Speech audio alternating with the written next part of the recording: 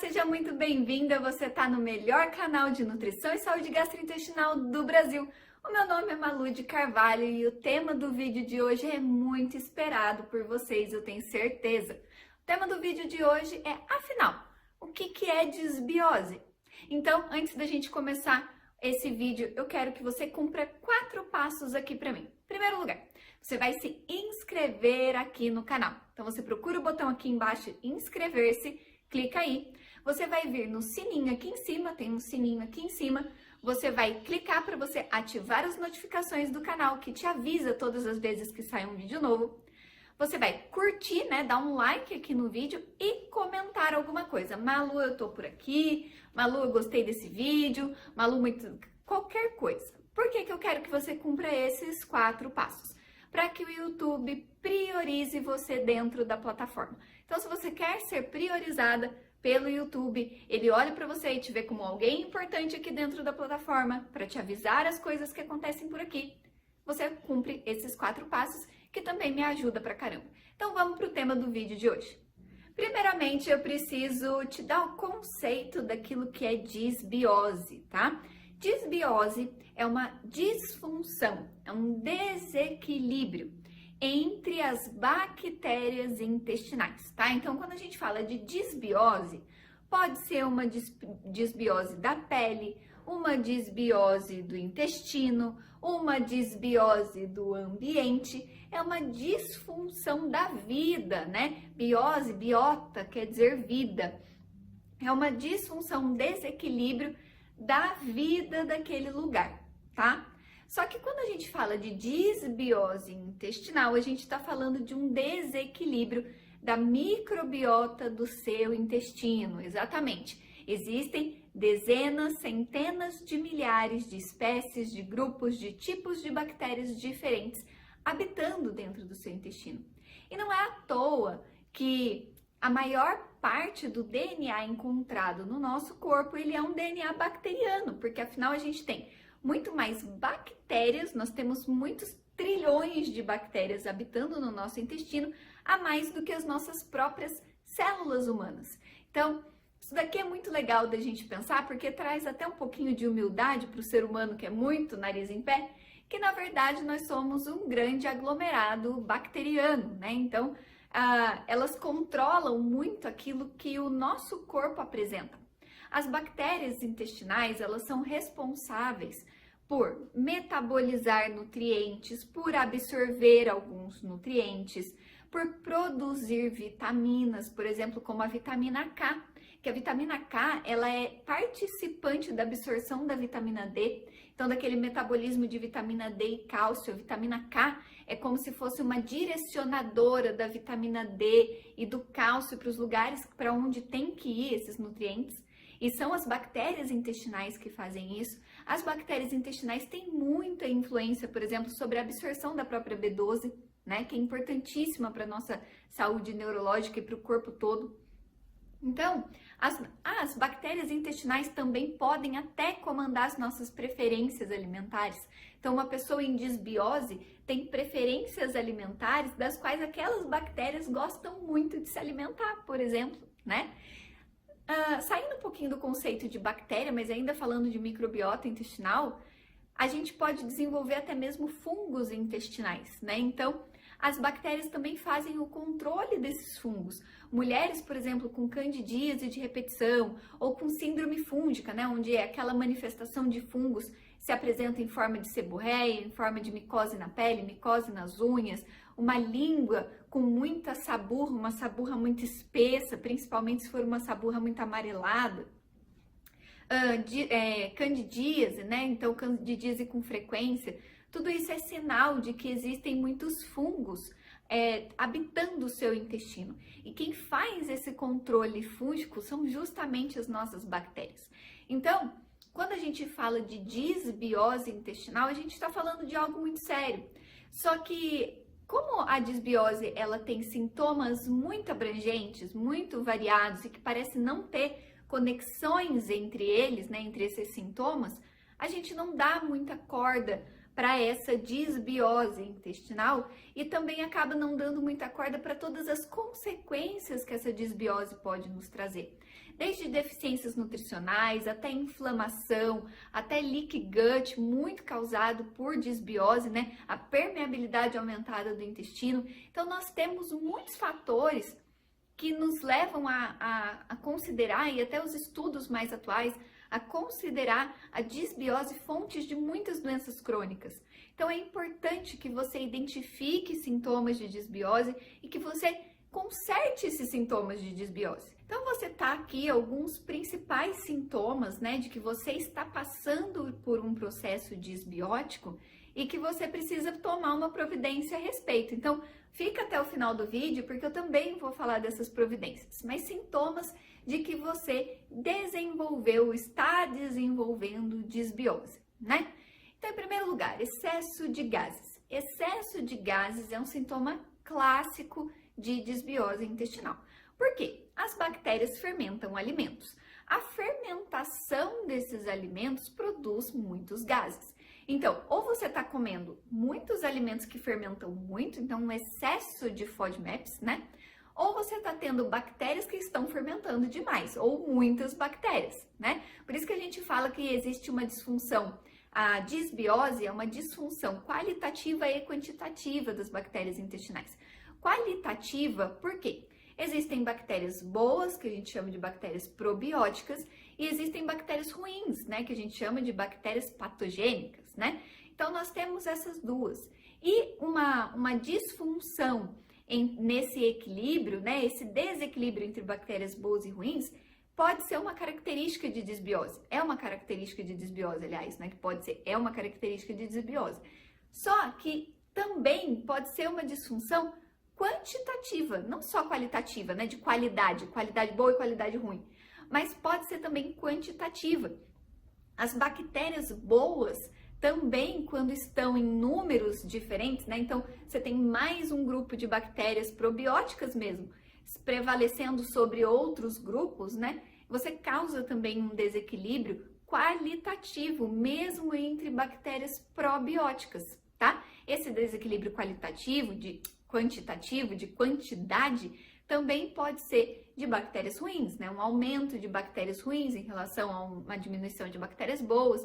Então, todo tipo de desequilíbrio entre espécies, entre grupos de bactérias, sejam elas boas ou ruins, e na quantidade delas também, seja para mais ou para menos, caracteriza a disbiose. Portanto, voltando aos sintomas, eu falei, né? Então, um excesso de gases, né? Um excesso de fermentação, esses gases podem ser intestinais. Então, na parte inferior do seu abdômen, né? Você fica mesmo sem ter comido nada, aquela barriguinha de grávida, né? Uma barriguinha estufadinha, durinha, ou tá soltando muito pum por aí, principalmente aqueles puns muito fedorentos, né? Que é uma característica também de uma fermentação de alimentos que tem muito enxofre, mas é uma característica das bactérias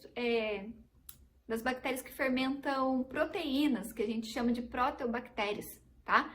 E elas também costumam soltar esses gases fedidos, né? A gente tem também, além do excesso de gases, o próprio inchaço abdominal causado pelo excesso de gases. Então, aquela barriguinha estufadinha. Ou um excesso de gases até no estômago, te causando muita eructação, muitos arrotos, né? Até mesmo refluxo por conta de um excesso de fermentação no estômago. Outra característica da disbiose é quando você começa a aumentar intolerâncias alimentares. Então, meio que tudo que você come não te faz bem. Ou te causa excesso de arroto, ou te causa excesso de gases, você não digere aquilo muito bem. Um outro sintoma que é bem característico da disbiose, mas também característico de vários outros problemas, é a dor de cabeça. A pessoa sempre tem um pouquinho de dor de cabeça, isso é bem característico da disbiose, por conta de um excesso de toxinas que é liberado e acaba intoxicando o corpo mesmo. Outra característica de pessoas que têm disbiose é a ansiedade e depressão.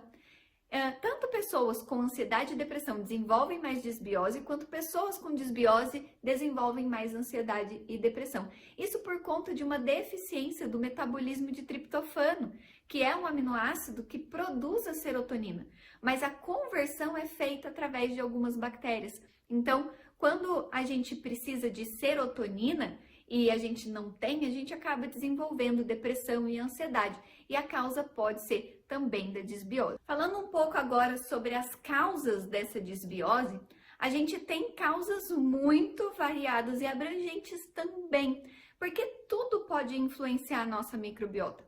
Desde uma mastigação ruim, seja porque você aprendeu a comer muito rápido, seja porque o seu horário de almoço é muito curto, seja porque você é ansiosa demais e não consegue mastigar muito, seja porque a encaixe dos seus dentes seja ruim, né? A sua mastigação ruim pode te causar desbiose porque você traz os alimentos mal digeridos para dentro do intestino e acaba fermentando demais. Então, a desbiose pode ser causada também por essa má mastigação, por ansiedade que te causa uma deficiência de ácido clorídrico, então hipocloridria também é uma causa de desbiose. Afinal, muitas bactérias, elas não se multiplicam e elas morrem no seu estômago por conta do ácido clorídrico. E quando você tem pouco ácido clorídrico e muito alimento mal digerido, você tem um super crescimento de bactérias que você não queria que estivessem lá. Então, sim, a hipocloridria, o excesso de estresse, o excesso de cortisol também podem te causar desbiose. Um sono desregulado, um ciclo circadiano, né, que é aquele ciclo de luz e sombra, claro e escuro, dia e noite, acordado e dormindo. Esse ciclo desregulado, né, então pessoas que dormem em horários errados, né, que tem tudo ali meio atrapalhado, também acabam por desenvolver desbiose. Mas um dos fatores principais ainda assim é a alimentação ocidental que nós temos hoje na era moderna, né? Alimentos muito industrializados, muito cheios de açúcares e principalmente de aditivos químicos, né? A comida não é só comida, mas a comida tem muito aditivo, tem muita química e isso altera a microbiota intestinal.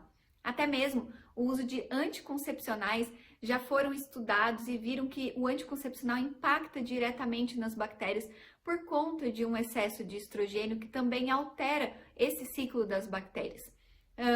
Excesso de outros medicamentos, por exemplo, como os próprios antibióticos, né, que dizimam as bactérias intestinais, tanto as boas quanto as ruins. Então a gente acaba ficando num deserto do Saara, né? Então é bom que as pessoas não consumam tantos antibióticos, né, indiscriminadamente como elas consomem. Os próprios anti-inflamatórios dão impacto direto no microbioma intestinal. Por fim, até mesmo os próprios prazóis, né, omeprazol, pantoprazol, todas essas medicações que diminuem a produção de ácido clorídrico do estômago também podem te causar desbiose.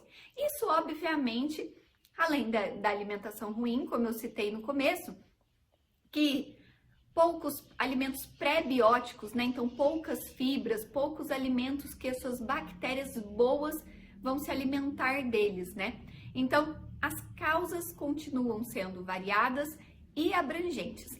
Por isso que identificar uma desbiose, ao mesmo tempo que é muito simples, é bem complexo. Isso se dá por conta desses sintomas que se confundem com vários outros, né? Então, qual é a forma mais específica? Qual a melhor forma de você identificar uma desbiose intestinal? Através dos próprios sinais e sintomas. E aí você me pergunta assim, Malu, existe exame para identificar a desbiose? Eu falo, existe. Existe um exame que chama Indican. Esse exame, ele pega o xixi das primeiras horas do dia, identifica a quantidade de triptofano que tem ali, e isso, quando dá positivo, quando dá traços, né, é indicado que tenha traços de triptofano na urina, mostra um maior equilíbrio das bactérias. Se tiver muitos traços, aí eles dão um desequilíbrio maior e etc. E é um exame que, assim, por mais que ele seja confiável, ele não é um exame muito específico. Então tá, você fez o exame, aí deu lá que você tem desbiose. Mas você viu os sintomas, você já sabia que você tinha desbiose. Então, né, não faz tanta diferença. Ele é confiável, mas é inespecífico. Não te fala também quais são as bactérias que tem, as que não tem, o que tem que regular, não fala nada, né? Fala assim, olha, tem aí uma desbiose. Bom, agora, a gente tem também um outro exame, eu acho que tem uma marca que chama Probiome. Não, eu não tô fazendo propaganda dessa marca, eu não tô recebendo por isso, tá? Mas tem esse exame chamado probiome, que alguns laboratórios eles oferecem.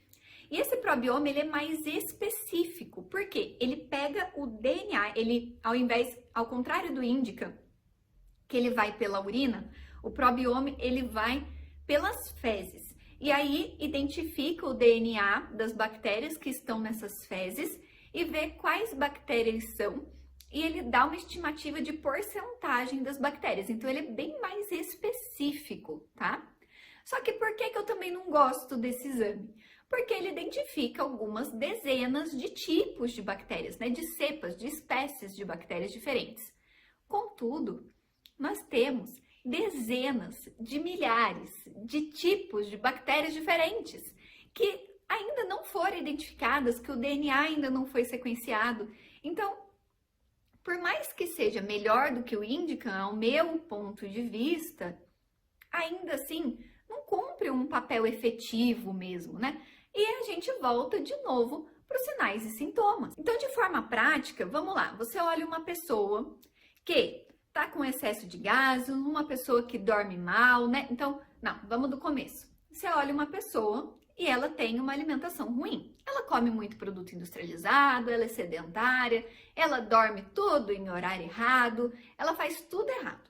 Aí você olha ali, toma anticoncepcional há muitos anos, ou toma omeprazol há muito tempo, ou toma algum outro tipo de medicação com frequência.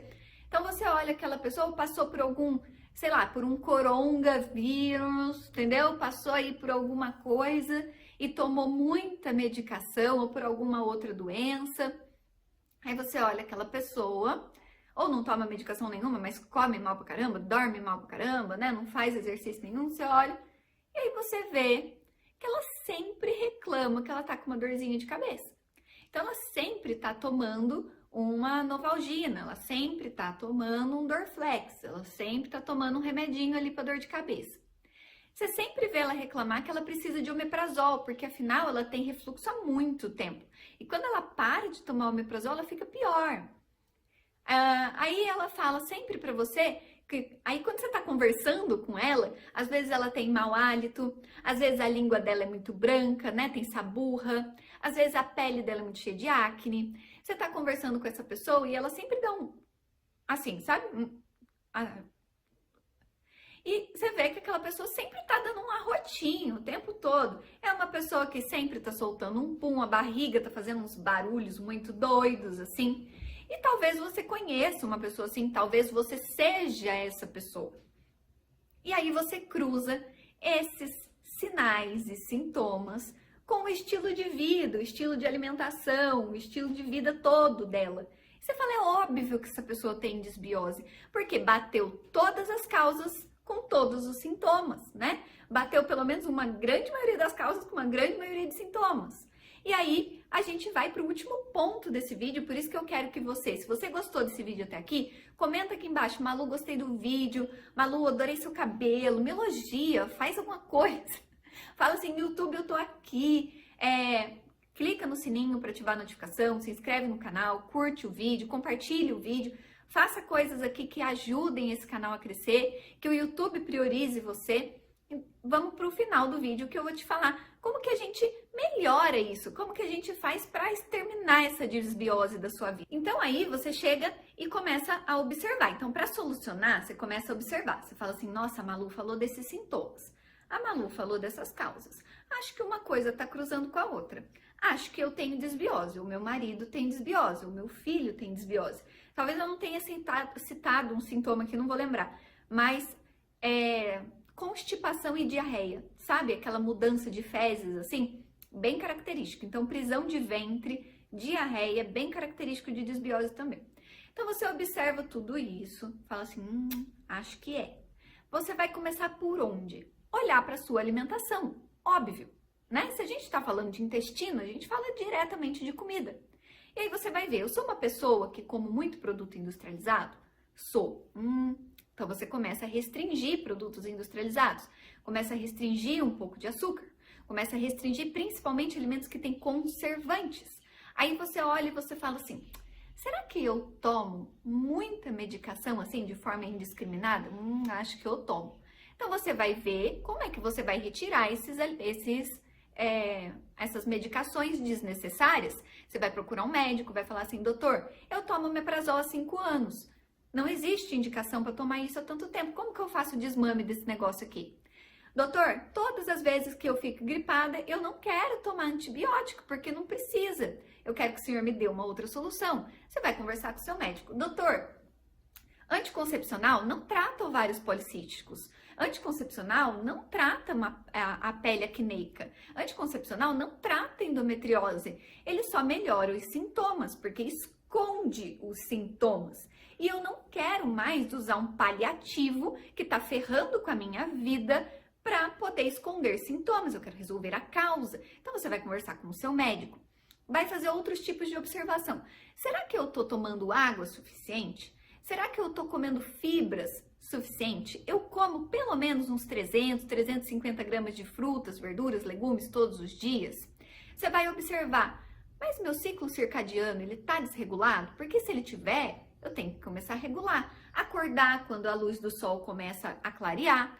Dormir conforme vai ficando mais escuro, né? Não dormir 6 horas da tarde, mas assim, já ir se aquietando, né? Desligando eletrônicos e dando uma segurada ali naquela excitação toda no final da noite para você poder dormir mais cedo, né? Regular seu ciclo circadiano, mastigar muito bem, prestar atenção na sua mastigação, fazer uma modulação do estresse, né? Tudo isso é ajuste grosso. Fazer exercício físico, foi lá, tu fez todos os ajustes grossos que eu falei aqui. Aí, o que você vai fazer? Malu, ainda tô ruim. Ajustes finos. Procurar introduzir ou retirar alimentos que estão fazendo bem para sua microbiota ou mal para sua microbiota. Você vai procurar utilizar alguns moduladores de microbiota intestinal, que pode ser um cloridrato de betaína, pode ser uma berberina, pode ser um gingerol, pode ser um aloe vera, pode ser um chá de cavalinha, moduladores da microbiota intestinal, né? Você vai fazer mais ajustes mais finos e talvez você precise de um nutricionista para isso. Então, procurar um bom nutricionista que entenda de modulação intestinal. Então, tudo isso vai te ajudar, mas posso te falar uma coisa? Começa pelos ajustes grossos. Volta ali um pouquinho no vídeo e começa por ali, onde eu tô falando de ajuste grosso, tá? Tira tudo aquilo que tá te fazendo mal para sua microbiota, coloca coisas que vão fazer bem para sua microbiota, depois você vem aqui e você me conta, vai lá no meu Instagram e me conta. Gostou desse vídeo? Clica aqui no compartilhar e manda para os grupos de WhatsApp, todos que você tem, manda para as tias do Zap, que são mestres em viralizar as coisas, que quanto mais pessoas assistirem esse vídeo, mais pessoas vão se curar desse problema, tá bom? Muito obrigada por assistir até aqui e eu te espero na próxima. Um beijo!